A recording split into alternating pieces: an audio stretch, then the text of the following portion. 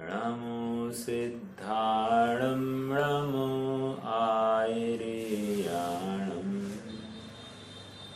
नमो वज्रायाणं नमो लोये सवसाहूणं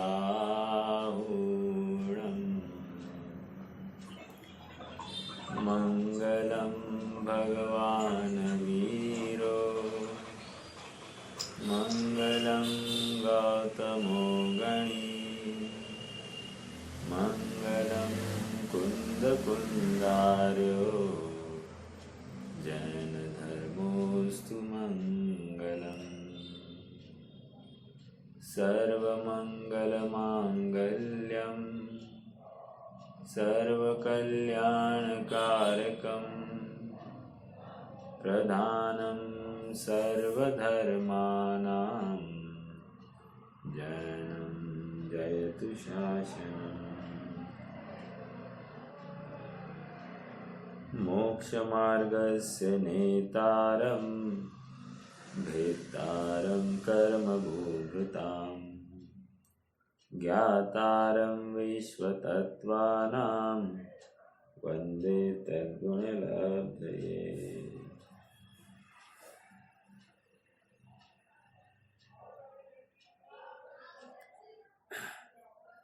बीज राख फल भोगवे जो किसान जग माही त्यो चक्री नृप सुख करे धर्म विसारे नाही।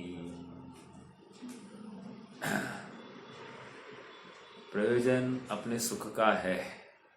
आज अनायास एक रास्ते से चल रहा था।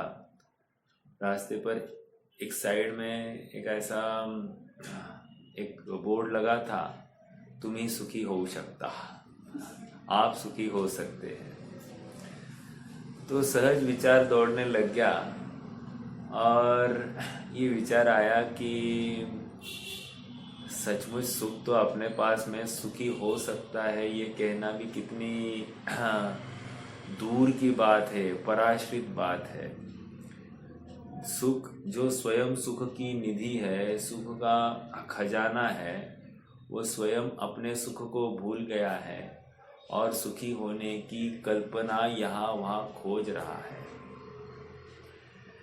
यहाँ पर अभी जो छंद मैंने कहा वहाँ पर भी इतनी सी बात थी कि प्राप्त अनुकूलताओं में हमें करना क्या है। प्राप्त अनुकूलताओं में फिर से कोई ना कोई बीजारोपण करना है, जिसको लेकर भविष्य में भी फिर से हमको धर्म का सहयोग मिलने की संभावना हो, अर्थात मेरे सुख की खोज चालू रहे, इतनी सी बात है।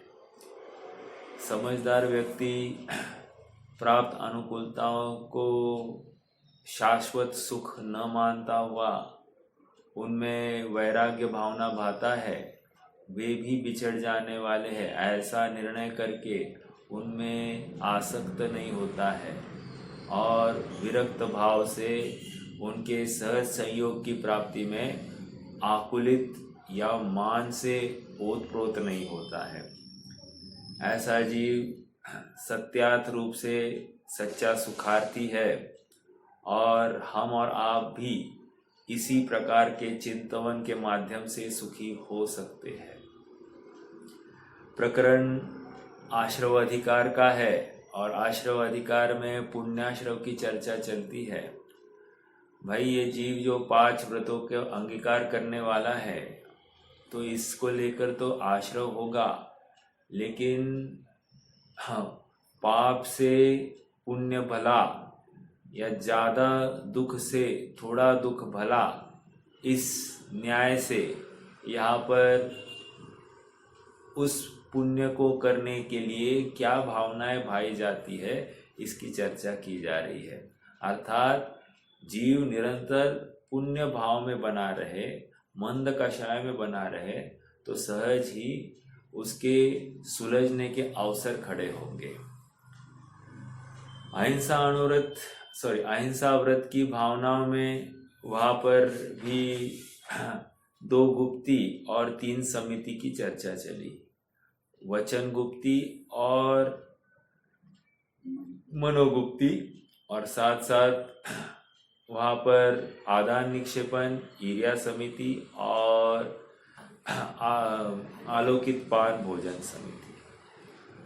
महत्वपूर्ण बात ये हमने कल देखी कि दिन में ही भोजन बनना, बनाया हुआ खाना, दिन में ही बने हुए भोजन की अनुमोदना करना, रात्रि में बने हुए किसी भी पदार्थ की अनुमोदना नहीं कर सकते। ये सब कृतकारित अनुमोदन के स्तर पर अपनी अपनी भूमिका के अनुसार लगा लेना। आप कहोगे हमारी निचली भूमिका है तो बहुत पाप करने का लाइसेंस मिला नहीं है। यहाँ पर हमने ये छोड़ा नहीं, इसका मतलब तुम्हें लाइसेंस प्राप्त है ऐसा नहीं। यहाँ तो तुम्हें खेद बरतना चाहिए, इसकी बात चलती है। धर्म के मार्ग में मान लो हमको कोई चीज ला कर दे दे।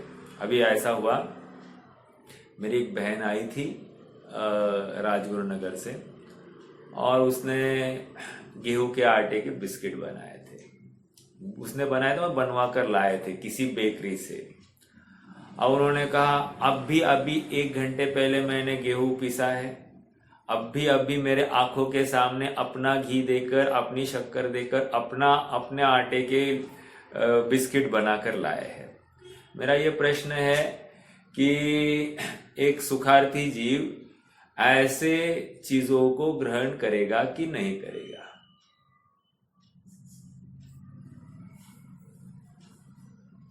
नहीं करेगा। हाँ, कारण क्या है जरा बता सकते हैं? आसक्ति ही नहीं है ना। नहीं, आसक्ति अलग बात। देखो गेहूं धुला हुआ, किसने किया है ये? वेरी गुड, बहुत अच्छा। पहला तो आपने कहा किसने किया है, ये बहुत बड़ी बात है। कहा किया है ये दूसरी बड़ी बात है। समझ में आ रहा है? मात्र अपने घर के आटे के, अपने घर का घी है, अपना शक्कर है, अपना सब अपना है, तो फिर दूसरे के पास क्यों गए भाई? कहने की बात देखो, जीव गंभीरता से ये विचार करने के लिए प्रयासरत नहीं होता है, फालतू मोह राग में अटकता है और गलत बातों को अनुमोदना कर बैठता है। और नहीं ये घर का ही कहकर खाने चालू कर दे। या उसकी रसना इंद्रिया के पोषण के पीछे वो चाहे वो चीज ग्रहण कर लेता है। समझ में आ रहा है? अत्यंत विवेक का मार्ग है। हम अविवेकी होकर कुछ भी नहीं करेंगे, ये हमको धर्म से एक सीख मिलती है। हमारी हमारी समझदारी इस धर्म के अनुसार हो, ये बहुत जरूरी बात है। ये समय की मांग है। हम अविवेकी होकर किसी भी चीज का अंधानुकरण नहीं करेंगे। गंभीरता की बात है। अगर भक्ष्य चीज है, मुझे पसंद नहीं है, तो भी मैं ग्रहण करूंगा। लेकिन अभक्ष्य चीज है और मुझे पसंद भी हो, किसी भी कीमत पर उसे ग्रहण नहीं करूंगा। ऐसी दृढ़ संकल्प जिसके हो, वही समाधि का पात्र है, वही सुखार्थी होने योग्य है। और भगवान कहते यही जीव आगे बढ़ेगा। इस वर्तमान परिणाम को देखकर कह रहे हैं कि यही जीव आगे बढ़ने के लिए पात्र है। चलिए, सत्य व्रत की भावनाओं की भी चर्चा चल रही थी हमारी। सत्य व्रत की भावना में हमने एक अंतिम भावना अनुवीची भाषण की चर्चा की थी। अनुवीची भाषण अर्थात हमने देखा था कि जैसा भगवान ने कहा है वैसा ही मैं कहूंगा। अब कहूंगा की तरफ ही इतना ही संकेत नहीं रखना, वैसा ही मैं मानूंगा, वैसा ही मैं समझूंगा, समझाऊंगा। समझ में आ रहा है? समझना और समझाना दोनों बातों के ऊपर अनुवीची भाषण लगाना। नहीं मैं मेरे तक ही रखूं और बाकी नहीं करूं, नहीं चलेगी साफ बात। क्योंकि तुम्हारे आश्रित जीव फिर वो गलत मार्ग में चले जाएंगे ना। समझ में आ रहा है क्या? अभी मुझे कोई प्रश्न पूछने आए, भैया मुझे सुखी होना है तो मैं कौन सी डिग्री लूं?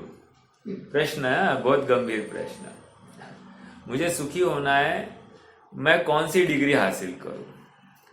आप में से कोई बताएगा? आपको किसी ने ऐसा प्रश्न किया? अनुविची भाषण का प्रकरण चल रहा है और सुखार्थी जीव अपने स्तर पर सत्य अनुव्रत का पालन करता है, सत्य व्रतों का पालन करता ही है, नॉट अनुव्रत, सत्य व्रत यथा योग्य भूमिका के अनुसार। तो प्रश्न है हम सबसे कि हम क्या कहेंगे। देखो, गंभीरता से विचार करना। हम तो कहेंगे भैया देखो, अर्थकारी विद्या ये कहीं सुख का कारण नहीं बनती। एक, सच्चा सुख तो तत्व ज्ञान और तत्व निर्णय होने पर ही होता है। जब राग द्वेष हट जाता है, विषय और भोगों से अपनी सुख बुद्धि हट जाती है, अपना आत्मा ही सर्वोपरि है, आत्मा के बाहर कहीं सुख शांति नहीं, ऐसा जिसको निर्णय हो गया है वही जीव सच में सुखी हो सकता है। अन्य जितने भी लौकिक विद्याएं है ये इंद्रिय आश्रित अपना उपयोग मांगती है और इंद्रिय के आश्रित गया उपयोग कभी भी सुख का कारण नहीं बनता है। भले ही लोक में थोड़ा पैसा मिलने को सुख माना जाता है, अनुकूलता को सुख माना जाता है, लेकिन वो क्षणिक है, अल्प समय का है और कदाचित ये अनुकूल संयोग भी मुझे दुख का कारण बन सकते हैं। समझने की बात है। इसलिए संयोगों से सुख है ऐसी कल्पना को हमें तो त्याग देना चाहिए। मैं इस बिंदु पर आ रहा हूं कि अनुविची भाषण, कोई मुझे पूछने आए तो मैं क्या जवाब दूं, तो मैं वही बोलूंगा जो भगवान ने बताया है। मुझे भले ही मेरा बेटा भी हो, मुझे लगता हो कि ये अच्छी शिक्षा अर्जन करे और बहुत पैसा कमाए लगता हो, लेकिन जब मुझे पूछने आए तो मैं यही शिक्षा दूंगा, बेटा सुख तो आत्मा के आश्रय से है। ये जिसमें दम है वही बोल सकता है। विषय भोगों में सुख नहीं है। आज सोने का भाव बढ़ गया इसलिए मैं सुखी होऊंगा, आज सोने का भाव घटा इसलिए मैं दुखी होऊंगा, ये बात है ही नहीं। मैंने ये प्रॉपर्टी खरीदी तो मैं सुखी होऊंगा, ये प्रॉपर्टी नहीं खरीदी तो मैं दुखी होऊंगा, ये बात है ही नहीं। विषयों से संयोगों से सुख नहीं है, ऐसा जो निर्णय करता है वही सुखी होता है। यही अनुविची भाषा। समझ में आ रहा है क्या? विचारणीय बिंदु है। मतलब एक एक बिंदु अपन अपने स्तर पर खड़ा करें ना। ये अपन ने अनुविची भाषण, शायद किसी ने ये चर्चा भी नहीं की होगी, ये इसको अनुविची भाषण कह सकते हैं कि नहीं कह सकते, लेकिन है, यही तो बात है। ओके, अब 4 बिंदुओं के ऊपर चर्चा करनी है। क्रोध, लोभ, भीरुत्व और हास्य। अब इनका क्या करना है कह रहे? इनका तो हमको त्याग करना है। अनुविची भाषण करना उसमें प्रवृत्ति थी और यहां पर निवृत्ति है। क्रोध से निवृत्त, भय से, लोभ से निवृत्त, भय से निवृत्त और हास्य से निवृत्त। और ये सत्य व्रत की भावनाएं है। अर्थात जो क्रोध से निवृत्त है, लोभ से निवृत्त है, हास्य से निवृत्त है, भय से निवृत्त है, वो जीव सत्यव्रती कहा गया है। अब कैसे, थोड़ा देखते हैं अभी अपन। मेरा प्रश्न है आपसे, क्रोध करने से सत्य में क्या बात है? मेरी बातें कठोर होती है लेकिन सत्य होती है, बोलो ऐसा हम कहते हैं कि नहीं कहते? तो क्रोध से वहां पर सत्य व्रत में दूषण आया, ये कैसे होगा? बोलिए।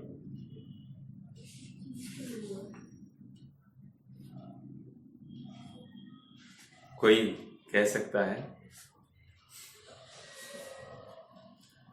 अरे क्रोध, हाँ, जहाँ कठोरता है वहाँ सत्य कहाँ से होगा? मैं उदाहरण देता हूँ आपको।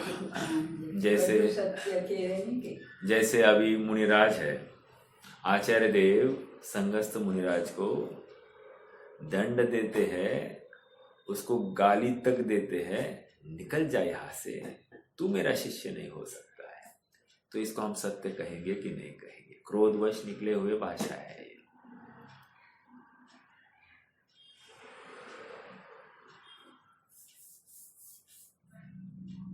तो यहां पर उसको क्रोध नहीं कहेंगे, वहां करुणा कहनी है। समझना इस बात को। यहां क्रोध का अर्थ वो किसी विषय से आसक्त होकर अपनी सुध बुद्ध खो बैठा है, ऐसे कषाय को क्रोध कह रहे हैं। मतलब वहां पर कहीं ना कहीं मान माया लोभ भी उसके साथ में छिपी हुई है। समझ में आया? उसके बिना क्रोध नहीं हो सकता। अपना कुछ नुकसान हो रहा है ये देखकर ही तो क्रोधित होगा। समझ में आया? तो क्रोध, ऐसे क्रोध के वश जो जीव होता है उसके सत्यव्रत नहीं होता है।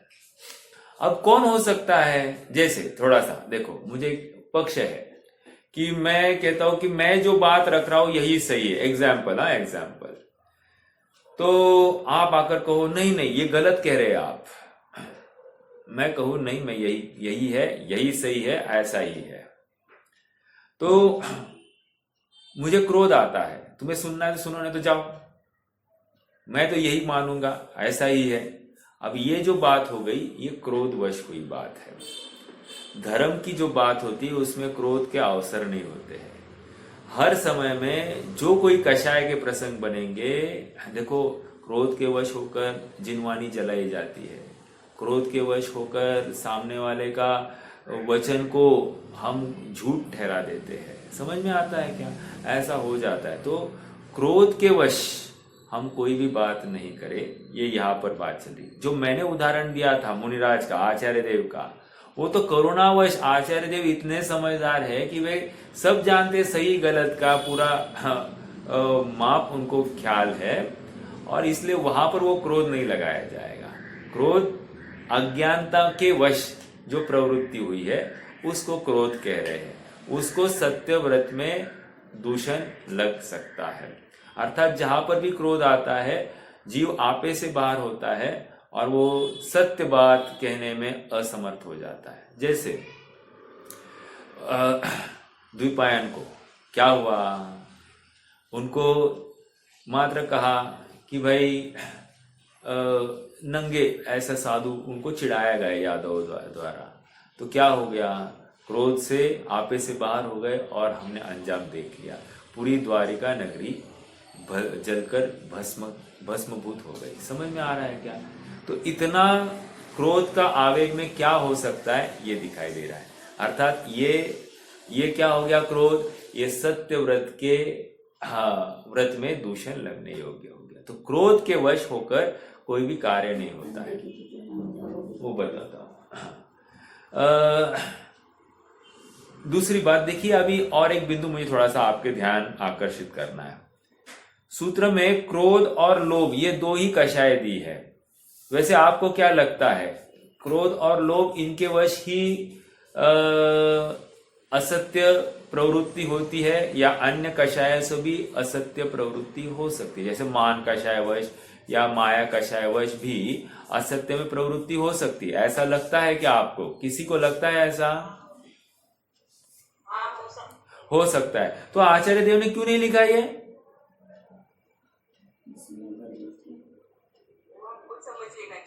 हाँ, हमको समझ लेना चाहिए एक बात, नहीं तो क्रोध पहली कषाय, लोभ अंतिम कषाय। तो क्रोध और लोभ के बीच में जो कुछ है उसको भी इसी में गर्भित कर लेना। अर्थात ये स्वयं गर्भित बात है। और हमने देखा ही है, जब कोई जीव क्रोध के आवेश में आ जाता है तो उसके पीछे मान माया लोभ छिपा ही होता है। किसी को मान कषाय विशेष रूप से हावी होती है तो उसमें क्रोध माया लोभ छिपा ही है। समझ में आ रहा है? तो एक अपेक्षा से क्रोध के और लोभ कह रहे हैं, लेकिन माया और मान भी इसी में समझ लेना। देखो ना, मान के वश हो सकता है क्या? ऐसा हो सकता है। जैसे मैं कोई एक बात कहूं जिनवानी की, जो कि आगम के विरुद्ध हो, एग्जाम्पल। अब आप आकर कहो नहीं भाई साहब ये थोड़ी सी गलत लगती, भैया आप थोड़ा सा विचार कीजिए, ये मुझे हमको नहीं लगती ये सही होगी। मैं कहूँगा नहीं नहीं ये इस शास्त्र में लिखी है, अब हमको मालूम है ये सामने, ये मान लो मैं धौला में ऐसा ही लिखा है, ऐसा कह दूं। अब ना धौला उसके पास में है और वो ना धौला जाकर पढ़ने वाला है, बस मैं अपनी बात झूठ ना निकले इसलिए मैं बोल दूं ऐसे कि ये धौला में लिखा हुआ तो बस ये मान कषायवश अपनी बात झूठ ना निकले, इसलिए मान कषायवश झूठ बोल सकता है। समझ में आ रहा है क्या? ऐसा हर जगह पर हम यथा योग्य लगा सकते हैं। हाँ देखो, और बोलूं क्या मैं, अपने स्तर पर क्या हो सकता है? जैसे हम बच्चों को बोल देते हैं ये ऐसा ऐसा नहीं करना, पाप लगता है, तो हाँ, तो भले ही वहाँ प्रयोजन अलग है, लेकिन हम गलत बात का ये करते हैं ना, पोषण कराते हैं, तो वो मान कषायवश वो कहता है ऐसा नहीं होता है, तो बोले हम कहेंगे ऐसा ही होता है, ये धर्म की बात है, तो ये कह रहे हैं कि ये गलत है। आपने मान कषायवश होकर गलत बात का निरूपण किया। समझ में आ रहा है? जैसे अपन कहते भूत आएगा आदि आदि, अपन डराते हैं कि नहीं, ये भी बात नहीं चलेगी। ओके। हाँ, क्रोध, मान, माया, मायाचारी में तो प्रत्यक्ष दिखाई देता है कि मन में कुछ और वचन में कुछ और क्रिया अलग दिखाई देती है, तो मायाचारी साक्षात झूठ रूप दिखाई देती है। हम कहते हाँ ये माल एकदम ताजा है, और पुराना माल होगा तो भी हम क्या कहते हैं, ताजा माल कहते। क्यों? हमको बेचना है, तो ये मायाचारी वश ही तो कार्य हुआ है। तो ये कह रहे हैं मायाचारी में ऐसा कार्य होता है। ठीक है। धर्म के मामले में हाँ हो सकती है ना मायाचारी। देखो जैसे कैसे हो सकती है, मैं बैठा हूं यहाँ पर, है ना, अब मैं मान लो लैपटॉप देख रहा हूं और मैं जिनवानी ही सुन रहा हूं, मान लो किसी प्रवचन सुन रहा हूं। अब कोई नहीं है तो मैं क्या करूंगा, मैं थोड़ा सा दूसरा कोई वीडियो देख ले यूट्यूब पर, तो और अचानक से कोई मेरा बेटा आ जाए, कुछ आ जाए, तो मैं इमीडिएटली चेंज करूँ, क्या कर रहे हो पापा? हाँ मैं पढ़ाई कर रहा हूँ। तो ऐसा जो बोलना, ये क्या हो गया, ये मायाचारी हो गई। समझ में आ रहा है क्या? मतलब इतना इजीली अपन ऐसे इजीली अपन झूठ बोल देते, तो मायाचारी वश ये सब हो जाता है। ये तो मैंने एक उदाहरण दिया, बहुत बार होता है ना। इसलिए देखो मुनिराज के ऊपर मायाचारी कैसे घटित करनी। एक तो देखो मुनिराज दरवाजा बंद कर कर नहीं बैठते, दरवाजा बंद कर, अरे सारी दुनिया हमको देख सकती है, ऐसा मुनिराज को बिल्कुल ये है। दरवाजा बंद करना मतलब तुम कुछ तो गलत करने वाले हो, इसकी तरफ उसका संकेत होता है। तो ये अपने आप ये मायाचारी वश ही ऐसा कार्य हो सकता है। समझ में आ रहा है क्या?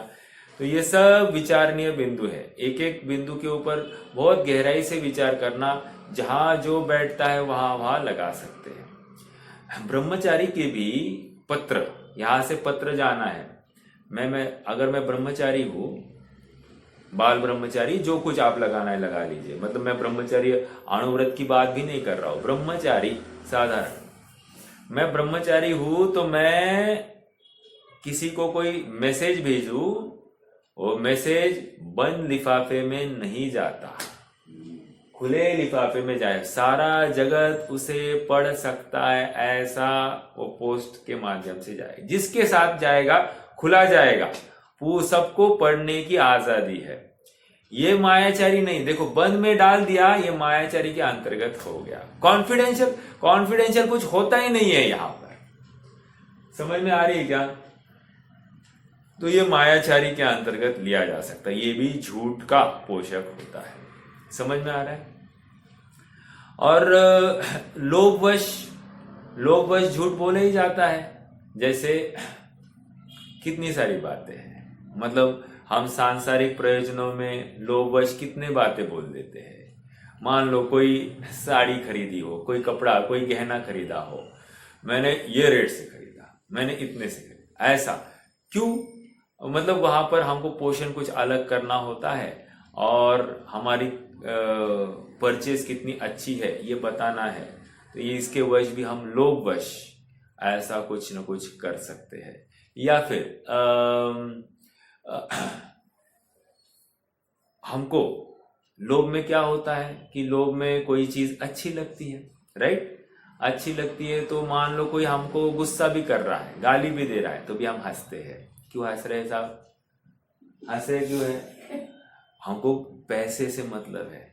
एक बार एक बहन आई थी मेरे पास में, उन्होंने कहा कि कोई लड़का, मतलब वो क्लासेस लेती है, तो उसने कहा कि कोई लड़का अगर मुझे थोड़ा सा कुछ गलत बोल देना, मैं उसको उस समय नहीं बोलती हूँ, मैं क्या करती हूँ, उसको वो जब गलत हुआ उस समय में मैं उसको सुनाती हूँ उस बात को। अब ये क्या है, ये लोगवश होती है ये बातें। मतलब राइट एट दैट टाइम मैं उसको नहीं टोकती हूँ, मैं जब टोकूंगी वो जब वो गलती करेगा ना उस समय मैं उसको टोकूंगी। तो ये क्या है, लोगवश। क्यों, आपने उसको उसी समय सुधारना चाहिए था, अन्य समय में आप सुधार रहे हो। हाँ, वह अपेक्षा अलग हो सकती। क्या अपेक्षा है, अपेक्षा ये होगी शायद वो अभी सुनने की मनस्थिति में नहीं हो, लेकिन जब वो गलत होगा उस समय वो सुनने की मनस्थिति में होगा। ये अपेक्षा मैं समझ रहा हूं, लेकिन ये भी कहीं ना कहीं लोभवश आप चुप बैठे हो। समझ में आ रहा है। तो ऐसा हम बहुत बार बहुत प्रकार से ये लोभ की बातें देख सकते हैं। लोभ के वश भी हम झूठ बोलते हैं, ये सब हो जाता है। देखो, मान लो अब मेरी एक भूमिका है। भूमिका मतलब क्या, कि मुझे एक थोड़ा सा एक अलग विचारधारा का मैं व्यक्ति हूं, ऐसी एक मान्यता सब में फैल गई है। अब उस मान्यता का को बनाए रखने के लिए मैं कदाचित थोड़ा दिखावा करूं, ये भी लोभ के अंतर्गत। वैसे मायाचारी में जा ही रहा है, लेकिन लोभ के अंतर्गत भी जाता है। लोभ मतलब वो मैं अपना एक भूमिका के अनुसरण करता हुआ ही थोड़ा सा एक्शंस करूं, ये सब लोभ के अंतर्गत चला जाएगा। ओके। बहुत सारी बातें हैं इसमें, हालांकि अपने परिणाम भी उसमें गर्भित है। जैसे देखो, थोड़ा सा और समझाओ क्या, अपेक्षा मैं खोल रहा हूं। अपेक्षा खोलता हूं। जैसे देखिए, भले ही मैं, आपको लगता होगा ऐसा मैं कोई ऊंची क्रिया नहीं करूं, मैं भले ही जिनवानी के माध्यम से आपको सब उत्कृष्ट उत्कृष्ट बातें ही बताऊं, लेकिन मेरे जीवन में ये सब बातें नहीं हो। कदाचित आप लोग आ जाए तो मेरा आपकी दृष्टि में मेरी जो एक पथ है वो घट न जाए, अर्थात उसके लोभवश मैं आपके सामने नाटक करूं, तो ये भी क्या चला जाएगा, ये भी लोभ कषायवश झूठ में चला जाएगा। समझ में आ रहा है क्या। ऐसे अनेक अनेक बातों के माध्यम से अपन लोभवश भी झूठ बोलता है ये जीव, ये समझ में आता है। अब देखिए, हास्य और भीरुत्व की चर्चा करनी है। अब हास्य और भीरुत्व क्या है, नौ कषाय, यहां पर नौ कषाय को भी इसमें गर्भित किया है। समझ में आ रहा है क्या। अर्थात 5 का सेट बनाना था ना, तो इन्होंने पहले और लास्ट वाले ले लिए, तो उसमें बाकी सब गर्भित है, ऐसा समझ लेना। अब देखो, भयवश भी झूठ बोला जाता है। होता है क्या ऐसे, बिल्कुल होता है। देखो, जैसे कोई अपराधी है, अपराधी को कह दिया कि तुम्हें जीवन दान, सत्य बोलो, अभय दान दिया तुमको, तुम सत्य बोलो, वो फटाफट सत्य बोलने लगता है। माफीचा साक्षीदार क्या होता है, माफीचा साक्षीदार यही होता है। वो सत्य बोलने के लिए उसको माफी तुमको दे देंगे, ये बोल दिया तो फटाफट।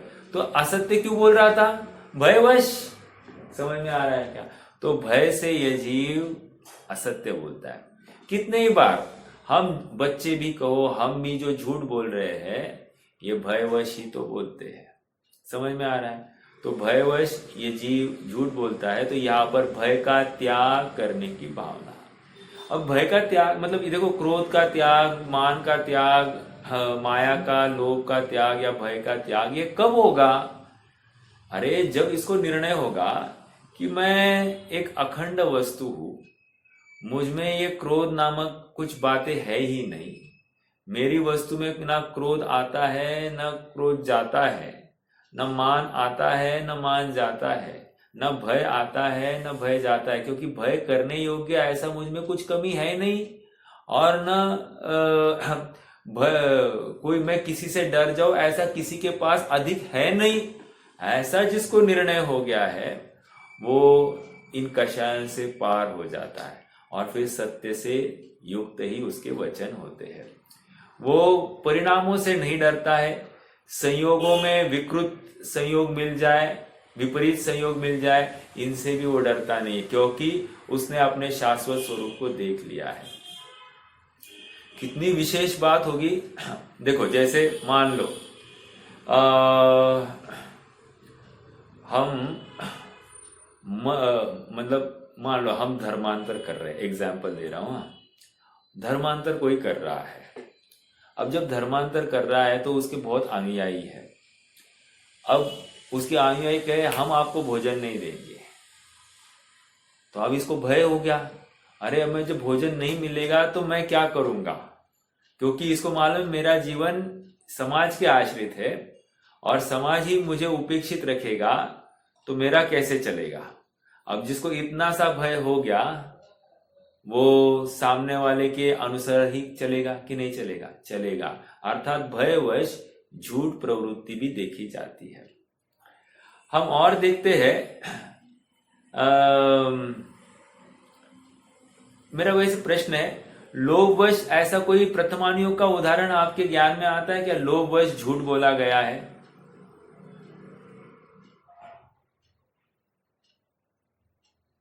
यमपाल चांडाल, उसकी पत्नी, उसने मात्र सुना कि वो सैनिक आकर कह रहे थे कि राजा चांडाल को बहुत रत्न आदि देने वाले थे, इसलिए आज बहुत बड़े अपराधी को मारना है, तो इसलिए बहुत बड़ा उसके लिए एक बख्शिश रखा गया है।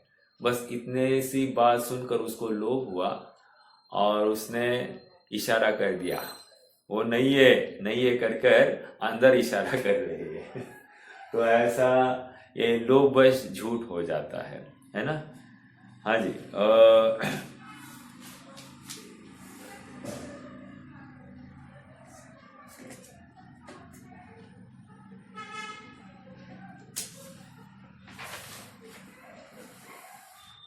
सत्यघोष भी ऐसे ही झूठ बोला था, वो भी लोभवश ही झूठ बोला था। सत्यघोष की भी कथा आप सबको मालूम होगी, तो वो भी लोभवश ही झूठ बोला था। और मैं बोलूं आपको, जैसे देखो, लोभी पंडित और अविवेकी सेठ, मोक्षमार्ग प्रकाशक में पंडित साहब ने इस बात के ऊपर फोकस किया है, लोभी पंडित और अविवेकी सेठ। पंडित झूठ क्यों बोलेगा? यदि वो जिनवानी के अनुसार बात करने वाला है और उसको दिखाई देता है कि मेरे सेठ की सारी पोल पट्टी खुल जाएगी, तो इसलिए वो उस भयवश अगर वो झूठ बोले तो लोभवश या कहो भयवश वो झूठ बोल गया है। भय काय का? सेठ मुझे काम से निकाल देंगे, इसलिए उसको क्या हो गया, उस भयवश वो झूठ बोलता है या सत्य बात नहीं कर देता है। जैसे मान लो सेठ बोले, क्यों पंडित साहब ये ठीक है कि नहीं? हाँ ठीक है। अब भले ही वो धर्मानुकूल नहीं होगी, धर्म से विपरीत होगी बात, और ये हाँ में हाँ लगाए तो कह रहे हैं ये भयवश इसने झूठ बोला है। अपने स्वतंत्र विचार होने ही चाहिए। हाँ, मैं किसी के सामने क्यों कब झुकूंगा? जब मुझे उसकी अधीनता में उसने कोई मेरे ऊपर फेवर्स किया है या मुझे लगता है कि ये मेरे ऊपर फेवर्स करता है, तो ही तो मैं उसके आगे झुकूंगा, नहीं तो मुझे झुकने का क्या कारण? समझ में आ रहा है क्या? तो ये भयवश या लोभवश हम झूठ बोल देते हैं, है ना। लोभी पंडित और अविवेकी सेठ, ये जोड़ा होगा तो ऐसा काम हो सकता है।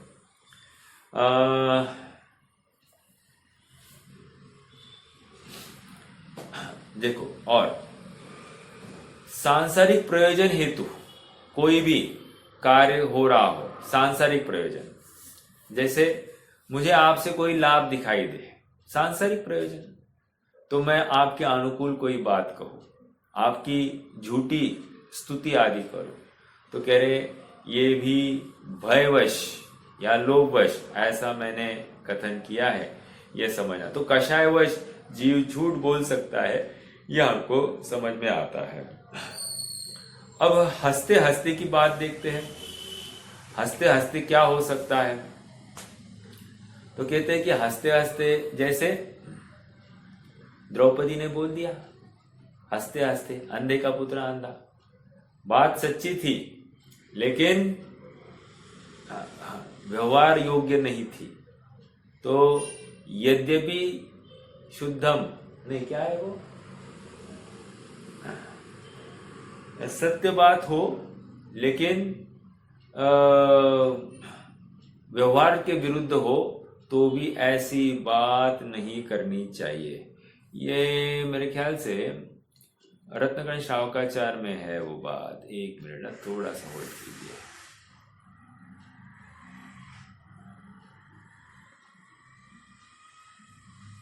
विरुद्ध हास्य नहीं, ये त्याग में आया है। देखो, एक तो क्या होता है, भावना है, और एक अतिचार है। तो अतिचार में वो बात आई है, वो देखेंगे अपन तभी।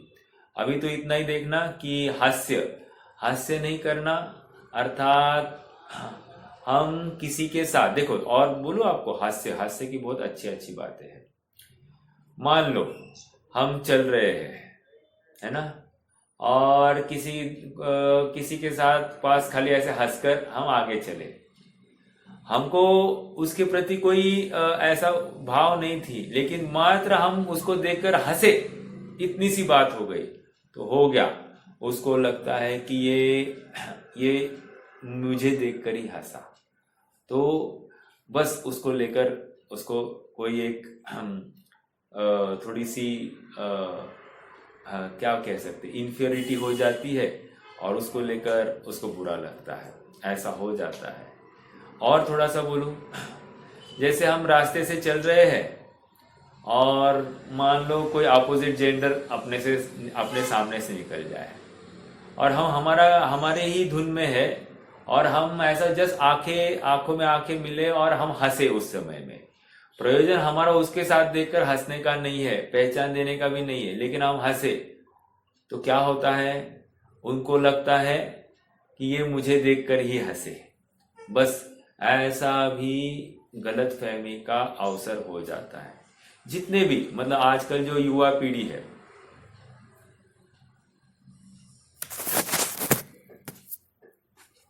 है ना, कोई लड़की जा रही है और मात्र किसी लड़के को ऐसा वो जा रहा था और उसने देख लिया, ये हंसी, बस हंसी, तो इसको लगा कि मुझे देखकर ही हंसी, मुझे पहचान दी, और ये उसके लिए विपदा का कारण हो जाता है। समझ में आ रहा है क्या? तो हंसना बहुत ही खतरनाक चीज है। हाँ सर, बोला, प्रश्न है का काही? सर तुमचं माइक म्यूट करा, माइक म्यूट करा।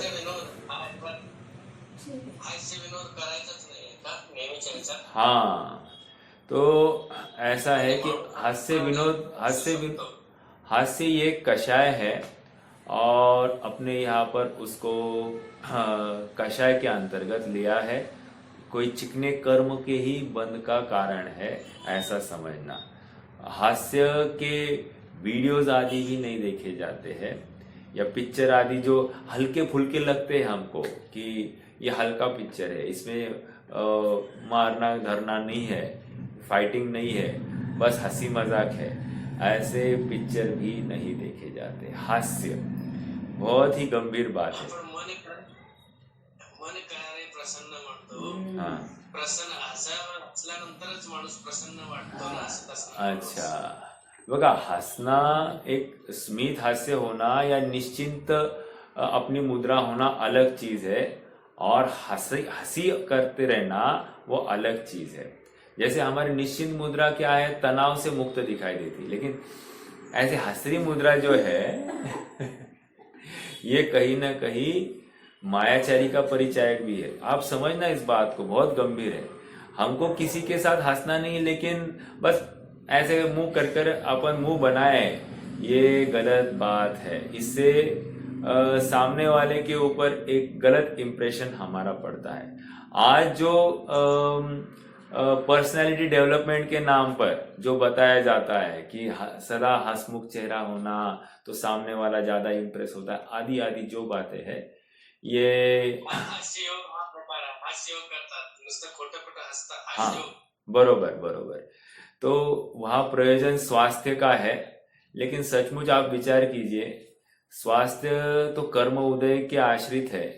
कितना भी हंसेगा तो भी स्वास्थ्य सुधरने वाला नहीं है। जीव इतना टेंशन से और परिस्थिति से ग्रसित है और उसी में उलझा है कि उसको बाहर निकालने के लिए इन क्रियाओं का अवलंबन कराया गया है। उससे कितनी बड़ी औषधि तो अपने जिन धर्म के अध्ययन स्वाध्याय अध्ययन को लेकर है। इसको यदि कोई जीव धर्म के अध्ययन में लग जाए तो आप समझ लेना कि उसके आधे तनाव क्या 99% तनाव निकल जाएंगे। अभी देखो ना, अपन स्वाध्याय कर रहे हैं, मुझे आपसे प्रश्न है कि हम कितने तनावग्रस्त है। अभी हम इस विषय के साथ ही जुड़े हैं ना। तो प्रयोजन क्या होता है? हंसना मतलब क्या? आपका कोई गेज चल रहा था, आपके उपयोग में कोई वस्तु है, कोई विकल्प है, उस विकल्प को लेकर आप बहुत चिंतित है। अब आप हंस रहे हैं तो अब उतने देर के लिए वो चिंता छूट गई है तो अपने आप आपको हल्का लगने लगता है, तो हंसने से अच्छा लगता है। इतनी सी बात है। गे को चेंज किया गया है और कुछ नहीं है। और जीव को एक हंसने के माध्यम से इतनी नसें ठीक हो गई और ऐसा हो गया वैसा हो गया, ये बताया जाता है। हालांकि बात सही है कि आपके केमिकल एंजाइम जो सिक्रीट होते हैं उसमें अच्छे पॉजिटिव एंजाइम्स ही सिक्रीट होती है, इसमें विरोध नहीं है। लेकिन उससे ही ये जीव सुखी हो सकता है, ये बात अत्यंत गलत है। समझ में आ रहा है क्या? वो तो आपको आपका यूं कहो कि थोड़ा सा चिंता को आपका कम किया, एंजाइटी को कम किया है, इतना तो हो गया है। साइकोलॉजिकल इफेक्ट आयुर्वेद के अनुसार तो हंसना वात बढ़ने का कारण बताया। ओ धन्यवाद ये मुझे भी नवीन बात हो गई। हाँ, मतलब हंसना ये वाद बढ़ने के लिए कारण है। तो अब सर विचार करा था, हसायचं की नाही हसायचं, बहुत गंभीर बात है। मतलब विचारणीय बिंदु है कि हमारी गंभीर मुद्रा ही जरूरी है, कार्यकारी है। और हंसना ये आपदा का कारण है, ये बिल्कुल आप स्वीकार कीजिए। मतलब हमने देखा है जगह जगह पर। अब जैसे मैं भी कॉलेज में था, आप भी कॉलेज में रहे, आपको मालूम है कितने प्रकरण ऐसे ही हुए होंगे कि किसी को थोड़ा बहुत मिसगाइड हो जाता है कि ये मुझे देखकर, ये लड़की मुझे देखकर हंसी है तो ये मुझे अच्छी लग रही है, वो मुझे मेरे साथ फ्रेंडशिप करने के लिए तैयार है। ऐसे प्रसंग भी बन जाते हैं जबकि वो आपको एक दाना भी नहीं डालती होगी, ऐसा भी एक अवसर होंगे। कहने की बात यह है कि हंसने को लेकर विपदा होती है, ये हमको स्वीकार करना चाहिए। लेकिन आज क्या है, तनाव के से युक्त ये जीव है, इसलिए थोड़ा बहुत इसमें प्रवृत्ति होती है, तो उसको लेकर ये है। तो आयुर्वेद और ये हास्य शास्त्र वाले विरोधाभासी हो गए। मतलब देखा जाए तो आयुर्वेद एक बात रख रहा है और दूसरा हास्य शास्त्र वाले अलग बात रख रहे हैं। विशेष बात हो गई है। चलिए, तो हंसना, देखो हंसने को लेकर ना राजा भोज की भी एक कथा आती है, बहुत अच्छी और मार्मिक कथा है। क्या हुआ, राजा भोज एक दिन अपने रानियों के महल में चले गए। उनकी दो रानियां आपस में चर्चा कर रही थी और राजा भोज गए बीच में और बोले, क्या बात है, आज दोनों रानियां क्या गप्पे लगा रही है? तो उसमें से एक रानी ने बोली, ये देखो आ गया मूर्ख। क्या कहा? राजा भोज को मूर्ख बोल दिया। राजा एकदम परेशान हो गया। उसने कहा, मैंने ऐसा क्या कहा कि रानी ने मुझे मूर्ख कह दिया? वो वहां से निकल गया।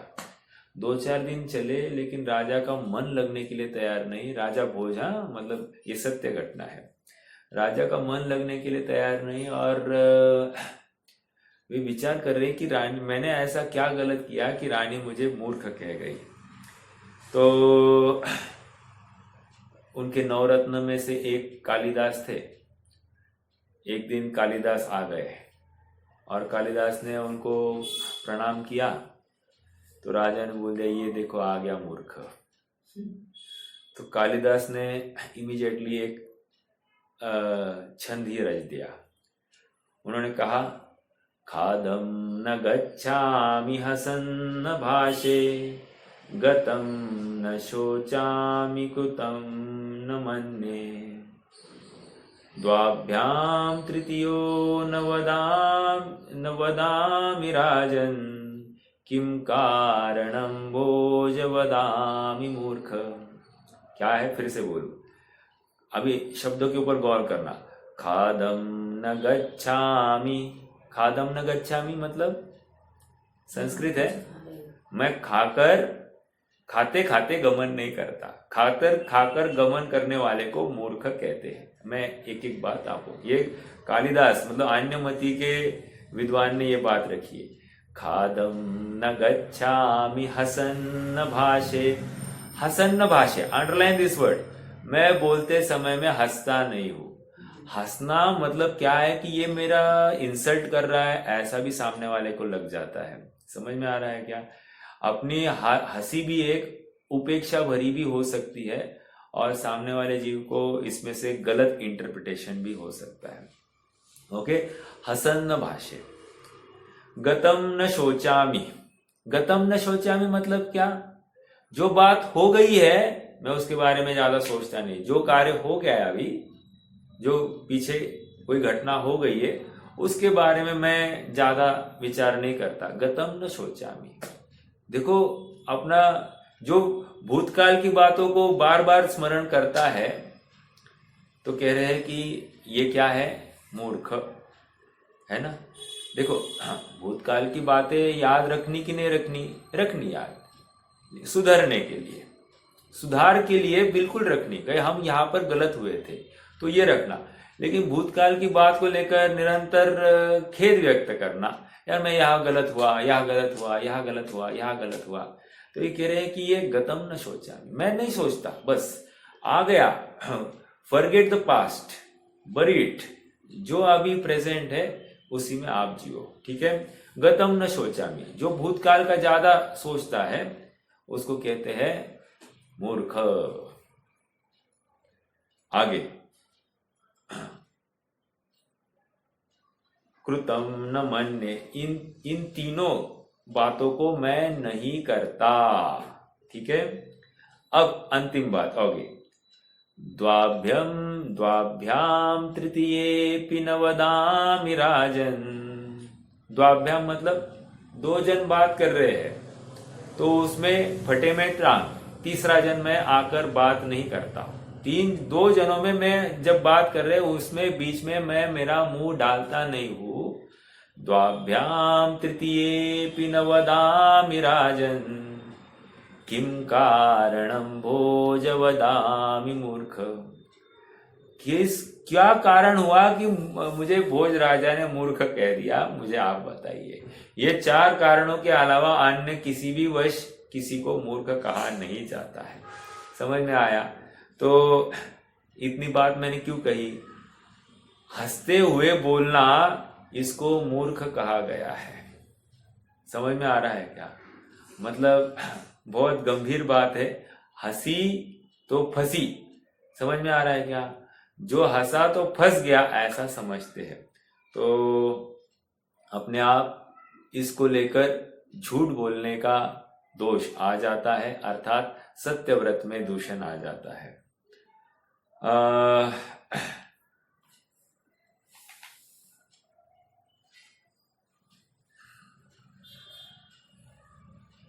तो ये सब सत्यव्रत की बात हो गई। और एक बात आती, घटना आती है पुराणों की, अन्य मत की है वैसे। वहां पर सत्यव्रत के अंतर्गत वहां पर युधिष्ठिर के माध्यम से ये बताया गया कि अश्वत्थामा हतो नरो वा कुंजिरोवा। बस यहाँ छल मायाचारी पूर्वक वो बात हुई थी एक्चुअली कि अश्वत्थामा नामक एक हाथी को मारना था, मारा गया। बस क्यों? तो ये आचार्य द्रोणाचार्य ये कंट्रोल नहीं हो रहे थे पांडवों के द्वारा, तो फिर उनको कंट्रोल करने के लिए, उनका मन विचलित करने के लिए उनको अश्वत्थामा मर गया है ऐसी झूठी खबर रखनी पड़ी। और किसके माध्यम से रखी गई? युधिष्ठिर के माध्यम से। तो बस कहते हैं कि युधिष्ठिर का जो रथ था, अधर चलता था, वो जमीन में गड़ गया उस दिन, ऐसा कह रहे हैं। ये अन्य मत की वो स्टोरी है, लेकिन ऐसा वहां पर भी कथा चलती है। कहने की बात इतनी है कि किसी भी कारणवश झूठ का सेवन नहीं करना चाहिए। छोटी छोटी बातों में हम झूठ कह जाते हैं जिसका कोई प्रयोजन नहीं है, तो अच्छी बात नहीं है। किसी भी कीमत पर कितनी भी सामने वाला हमारी उपेक्षा क्यों न करे, हमको तो सत्य ही बोलना चाहिए। क्यों? क्योंकि एक झूठ के पीछे, उस झूठ को छिपाने के लिए हमको और झूठ बोलने पड़ते हैं, क्योंकि हमको सफाई देने के पीछे और झूठ देने पड़ते हैं, और उतने समय के लिए हम आकुलित होते हैं। वो गलत चीज को मैंने ये कहा था ऐसा याद रखना पड़ता है, ये अपने आप में बहुत बड़ा प्रश्न हो जाता है। समझ में आ रहा है? तो हमारा उपयोग ऐसे कषाय भरी चीजों से जब युक्त हो जाएगा, तो अकषाय स्वभाव अपना आत्मा वो कैसा उपयोग में आएगा? नहीं आएगा। और इसीलिए यह जीव दुखी रहने वाला है। आप मात्र सत्य बोलने का एक निर्णय कर लो जीवन में, चाहे जो कुछ हो। मुझे चाहे कोई कुछ भी टोके कोसे, लेकिन मैं तो सत्य बोलूं, ये जिसने भूमिका नक्की कर दी है, तो वो निर्भर होता है, निर्धास्त होता है। हाँ, जो सामने वाला डांटने वाला है उतने समय के लिए सामने डांट लेगा, खत्म हो जाएगी बात, उसके आगे नहीं होगी, है ना? तो ऐसा ही रखना। सत्यव्रत की भावना के माध्यम से इस जीव को निश्चिंत कराया जा रहा है। कहा जाता है कि जितना सत्यव्रत का पोषण करेगा ये जीव, ये क्रोध से युक्त नहीं होगा, या चारों कषाय से युक्त नहीं होगा, हास्य या भय से नहीं होगा, और फिर सहज ही ये कषाय नहीं होगी, तो जैसे भगवान ने कहा है वैसी बात को ये कहेगा भी और स्वीकार करेगा भी। समझ में आ रहा है क्या? नहीं तो भगवान की कही बात हमको स्वीकार भी नहीं होती है। नहीं, ये इस काल में संभव नहीं, इस काल में संभव नहीं, ऐसा कहकर जो सत्य बात है उसको हम उपेक्षा कर बैठते हैं। ये बस सत्यव्रत की भावना हमने भाई नहीं है, इसलिए। क्यों? कषाय से युक्त हुए ना, तो इसलिए अनुविची भाषण भी नहीं होगा। ये सब बातें इंटर रिलेटेड है। आप समझ रहे हैं क्या? तो गंभीर बात इसमें से उभर कर आ रही है कि सत्य बात का स्वीकार यही सत्यव्रत के अंगीकार करने के लिए एक परम औषधि है। हम कहते हैं ना कि सत्य उत्पाद वे द्रव्य युक्तम सत्य, है ना? या फिर सत्य दश धर्म है ना, उसमें है एक सत्य धर्म। सत्य धर्म है, दश धर्म में सत्य धर्म है। उसका अर्थ क्या है, कोई बताएगा क्या? सत्य धर्म का अर्थ क्या निकलता है? दश धर्म में एक सत्य धर्म है। सत्य धर्म का व्यवहार स्वरूप क्या है और परमार्थ स्वरूप क्या है? आत्मा में लीन रहना सत्य। जो है वो निश्चय सत्य धर्म कहेंगे। हाँ, और जैसा वस्तु का स्वरूप है वैसा प्रतिपादन करना व्यवहार सत्य। बहुत अच्छा। थोड़ा सा इसमें और एक बात मैं जोड़ना चाहूंगा। वैसे और कुछ कोई इसमें जोड़ सकता है क्या? देखिए, जैसे अपनी आत्मा में लीन होना, यही तो सत्य धर्म। हाँ, आत्मा में लीन होना, अर्थात मैं ये अपेक्षा रख रहा था कि सत स्वभावी वस्तु अनादि निधन है, ये सत्य धर्म की स्वीकृति है। जब तक इस बात के ऊपर स्वीकृति नहीं होती है तो वस्तु में लीन हुआ नहीं जा सकता। मैं आदि अंत वाला हूं, ऐसा जिसको निर्णय पड़ा है, ये मेरा बर्थडे और ये मेरा मृत्यु दिन, ऐसा जिसको पक्ष पड़ा है, वो सत्य धर्म को स्वीकार नहीं कर सकता। या प्रत्येक वस्तु अनादि निधन है, ये स्वीकार करने के लिए सत्य धर्म की जरूरत होती है। अर्थात अनादि निधनता, ना उत्पाद ना नाश, ऐसी जो वस्तु स्वरूप है, इसकी स्वीकृति ही परमार्थ मतलब व्यवहार सत्य धर्म, और उसके अनुसार फिर कथन भी होगा और उसके अनुसार ही हमारी प्रवृत्ति भी होगी। ये सत्य धर्म के ऊपर थोड़ी चर्चा है ना। अपने अपने सत्य को वो नहीं ना, नहीं, चलो कोई बात नहीं। तो ये सत्य धर्म सत्य व्रत की हमारी भावनाएं हुई। अब आगे बढ़ते हैं, आचौर्य व्रत की भावनाओं की तरफ बढ़ेंगे।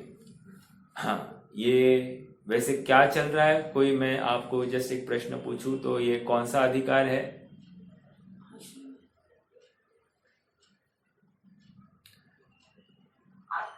ये आश्रव अधिकार है, और इसमें विशेष रूप से पुण्याश्रव की चर्चा चल रही है।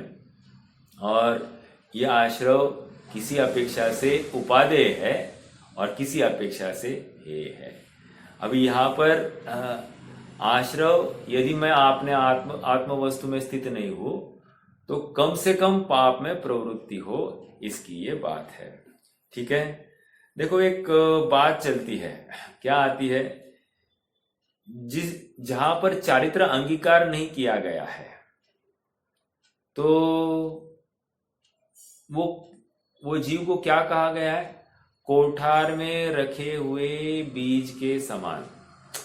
अर्थात जिसके सम्यक तो प्रकट हो गया है, उदाहरण इसलिए दिया गया, जिसके सम्यक तो प्रकट हो गया है और चारित्र अंगीकार नहीं किया है, ऐसा जीव कैसा है कि कोठार में रखे हुए बीज के समान, यूजलेस। समझ में आ रहा है? कोठार में रखा हुआ बीज कार्यकारी कब होगा? जब उसको जमीन में बोया जाएगा तो उससे फसल आएगी। आपने चारित्र ही अंगीकार नहीं किया, अर्थात आप पुरुषार्थ ही नहीं करोगे तो आप सुखी होगे ही नहीं। तो यहाँ पर चारित्र के अंतर्गत अपने चारित्र की वृद्धि के लिए ये सब बातें अत्यंत जरूरी है। देखो रत्नकण श्रावकाचार में चरणान योग की बात आई थी। चरणान योग को लेकर सम्यक ज्ञान क्या है, किसी को याद है? छंद क्रमांक है 46 के आसपास होगा।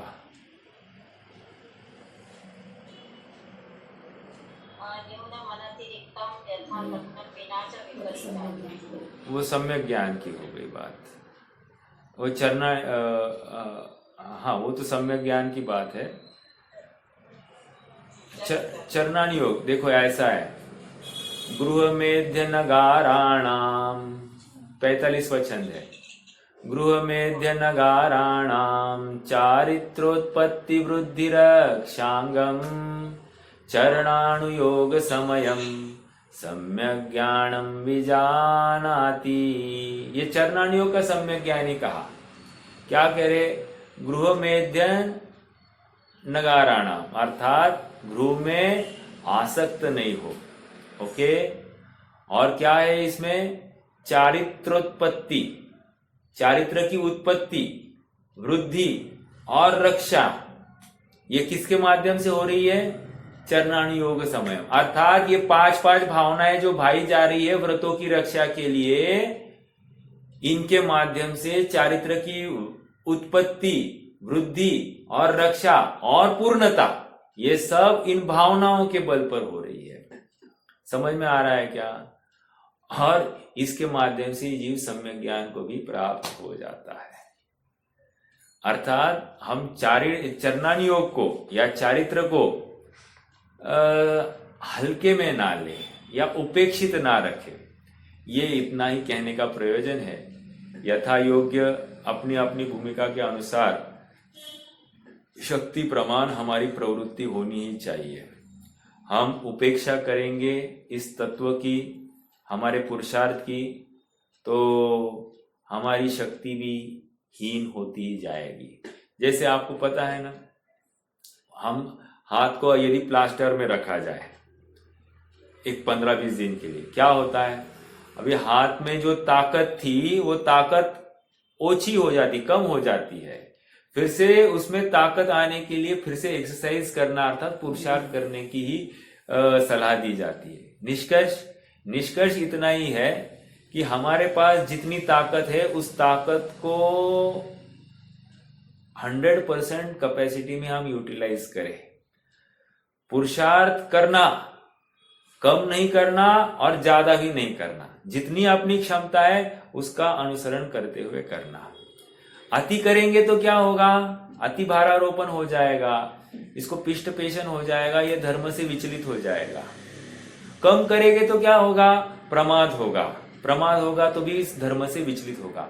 तो जितनी शक्ति उतनी प्रवृत्ति होनी ही चाहिए और निरंतर प्रयासरत होना ही चाहिए। ज्ञानी तो वो होता है जो निरंतर अपने सामने चैलेंजेस खड़ा करता है, विपदाएं खड़ा करता है और स्वयं के परिणामों को आजमाता है कि आज मैं कितना खड़ा हूं। समझ में आ रहा है? एक मच्छर यहां काटने लग गया, बस उसको पहले मार दे, पहले उसको हिला दूं, ये जो भावना है ये ठीक नहीं। मतलब गंभीरता से विचार करना कि दंश मशक की पात्रता हमारी हुई है कि नहीं हुई है।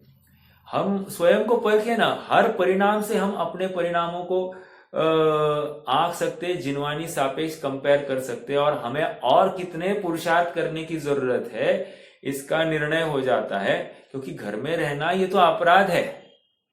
निरंतर दृष्टि, निरंतर भावना घर से बाहर निकलने की होनी चाहिए। वही सच्चा सुखार्थी जीव है, ऐसा हमको समझना। समझ में आ रहा है क्या? पैसे कमाना और छोड़ के चला जाना ये कोई बड़ी उपलब्धि नहीं है।